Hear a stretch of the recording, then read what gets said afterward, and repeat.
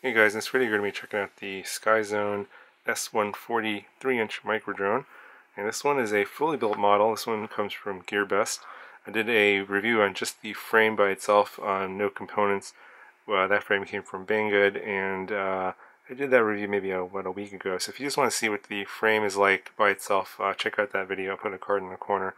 This one comes fully built and also tuned from the factory, which is kind of interesting. It's a interesting frame, 3mm bottom plate. You got these two aluminum side plates and a top plate here, and you get some pretty beefy motors in this one. This one comes with let's see here, 1506 4100 kV motor. So if you saw the FPV Geniuser review, that one came with 1506 motors, but I think those were a lower kV. I think those were only 3400 kV. So this one has a lot more power. I think these are rebranded. They're RCN power motors, very notchy, very strong magnets. So they do get a bit warm, especially if your D gain is a little bit too high.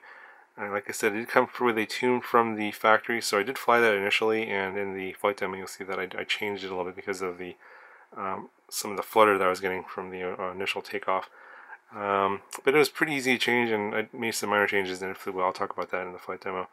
You get 4-in-1 ESC, I believe that's a 20 amp 4-in-1 ESC. You get a F3 flight controller. It's an Omnibus F3 target, so it's not an F4. It does come with a Betaflight OSD, which is good. Does not come with a receiver, so I did have to add my own receiver. And it did come with a power switchable video transmitter here. It comes with this little whip antenna, 25, 100, 200 milliwatt power switchable.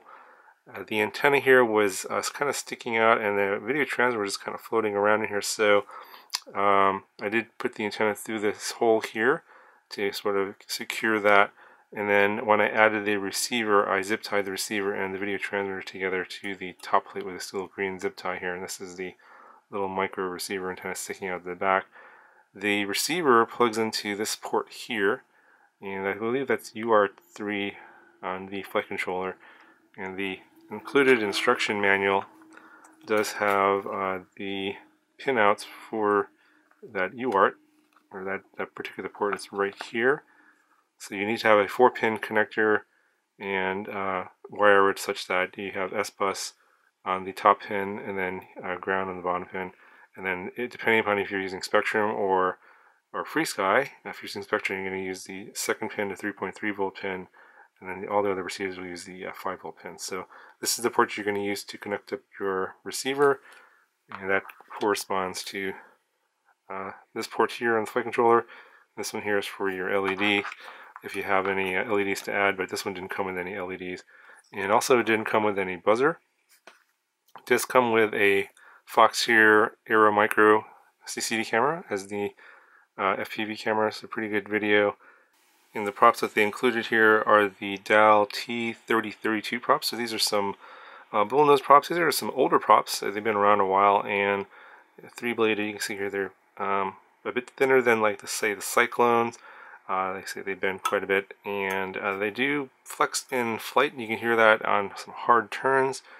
I probably will do another video later with the new Cyclone 3052 props, or 3056 props that I reviewed a while back. I want to see how they perform in this one, but I wanted to give you guys a look at how this flies with the props that it came with. But I have a feeling that this is probably going to fly even better on the new 3056 Cyclone props, which are stiffer and should give better flight characteristics.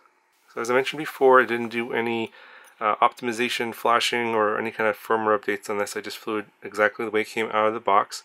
The only thing I did was I added the receiver, and then I changed the modes to match my transmitter for arming, and that was it. And I went and flew. This does come with a little bit older version of Betaflight 317, but it still flies pretty well with a little bit of adjustments to the PIDs, and you'll see that in the flight demo. I'll talk about that in a little bit. It was really a minor adjustments, and not a whole lot to talk about there. Anyway, let's go ahead and get right into the flight demo, and we'll talk about it a little more in the flight demo.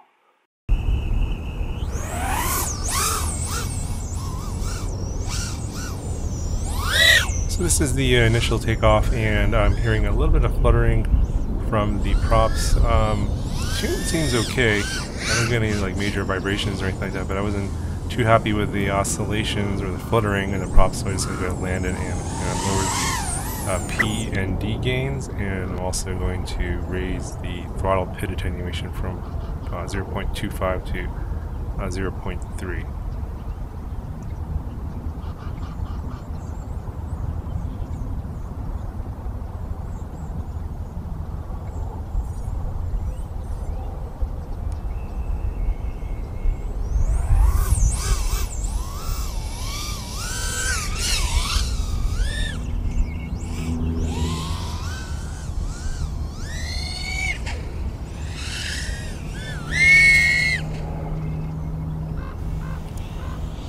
So I went ahead and decided to go ahead and just stick with this tune. It's not a perfect tune, but it's good enough, and not all of the fluttering is gone, but pretty much most of it is, and I'm not really looking to get a perfect tune anyway.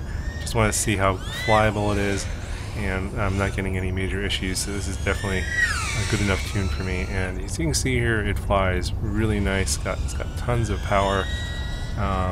I don't think the battery life is going to be so great on this one. I'm flying with a 4S650, the pulse battery that I fly all the 3-inch micros with the XT30 connector, and I believe I get less than 2.5 minutes of total flight time before the battery voltage starts dropping pretty quickly. But you can see here, tons of power for acrobatic maneuvers, no issues there, and you can see it flies really well. So if you're looking for a 3-inch micro, this is not a bad choice. You might want to go with a bigger battery, so like an 850. I'm pretty sure this is not going to have any issues carrying the extra weights. This got a lot of power to punch out, and basically you're still going up without any throttle at all, so it's kind of nice.